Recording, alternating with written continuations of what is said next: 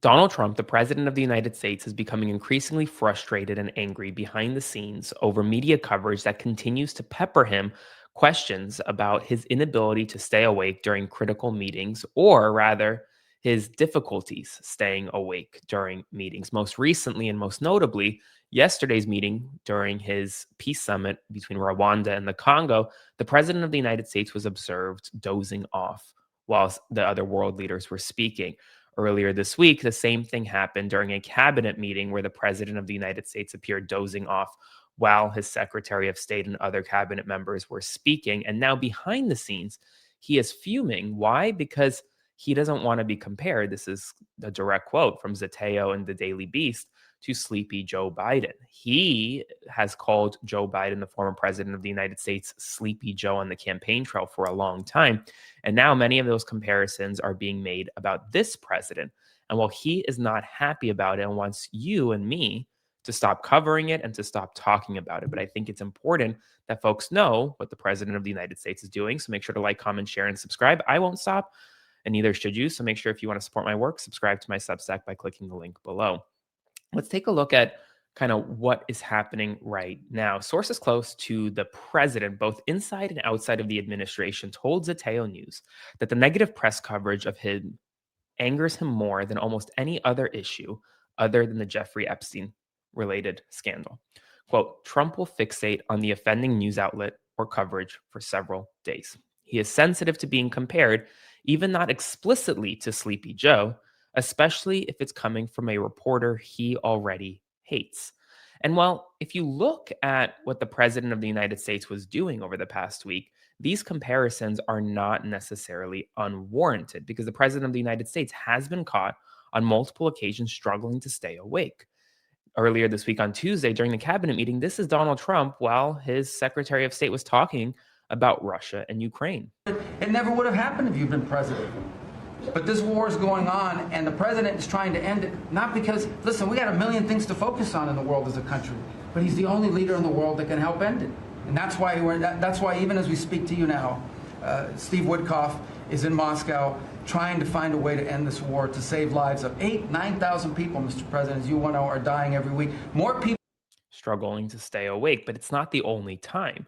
Yesterday, he held a peace summit at the White House with Rwanda and the Congo, and as African leaders from across the continent were speaking about the upcoming peace deal and what they were signing, this is what the president looked like. Uhuru Kenyatta, who I can see here in the room, these two great Africans who are at the beginning, who started the Rwanda and the Nairobi processes.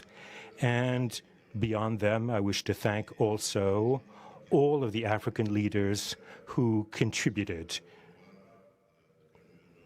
to help us in this struggle. And I do hope that we have, yes, reached the end. The Washington Agreement. From reporters in the room, it appeared as though the president was once again struggling to stay awake while the other world leaders were speaking. And this brings up comparisons to when the president of the United States would call Joe Biden, the former president, Sleepy Joe due to his age and inability to function. This, according to the president, not according to me. And most recently this year, the president of the United States continued to call Joe Biden Sleepy Joe. He did so in the Oval Office. Barack Hussein Obama is the ringleader. Hillary Clinton was right there with him, and so was Sleepy Joe Biden, and so were the rest of them. Comey, Clapper, the whole group. And now that's just an example of him calling Joe Biden Sleepy Joe Biden. This was from earlier this year. But it also comes as the president's schedule is contracting. The New York Times has recently reported that the president of the United States has had a much lighter schedule. He doesn't begin work until about 10 a.m. Eastern time on the East Coast. He stays up all night posting on Truth Social, most notably recently. Earlier this week, he posted over 100 times in a span of 3 hours.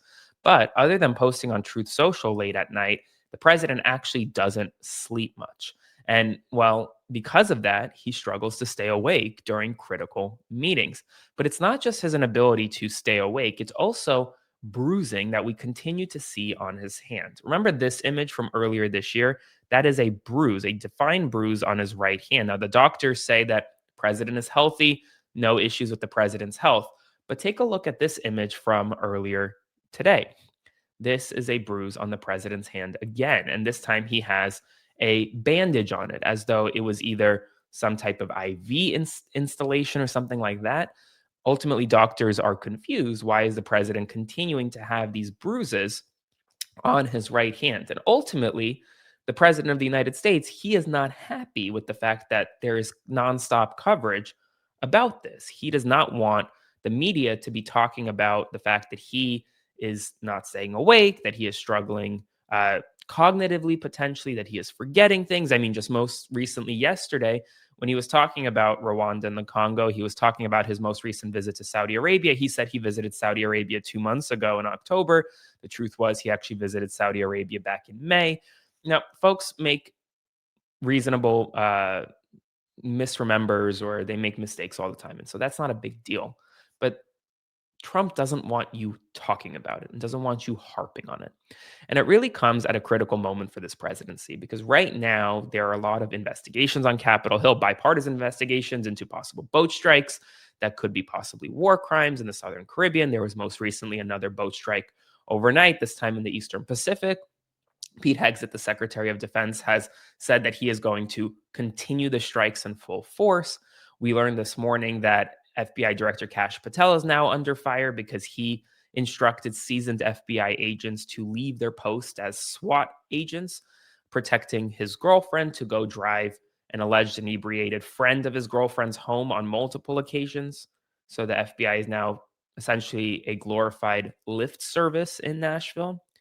And it also comes as, well, Mike Johnson in the House of Representatives is struggling to keep his caucus together, specifically the women in his caucus, many of whom have come out publicly blasting the Speaker of the House, from Marjorie Taylor Greene to Nancy Mace to Elise Stefanik and Anna Paulina Luna. That's already 4 members of Congress coming out and saying that they are upset with the speaker's leadership. And that number, while behind the scenes, is actually pretty much is actually greater, and is only going to continue to grow. So right now we're really in a pivotal moment for this president.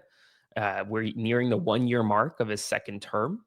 It's almost about a month and a half away, and we're going to get some big cabinet changes. Kash Patel may be on the chopping block. And while the president is really looking to redefine himself heading into the new year, he's going on this economic blitz across America as affordability numbers continue to drop for him. So we're going to see a lot of changes over the next several weeks, and I will continue to provide them to you every step of the way. Make sure to like, comment, share, and subscribe. And if you want to support my work, please consider subscribing to my Substack by clicking the link below. And I will see you this evening for another update, so stay tuned for more.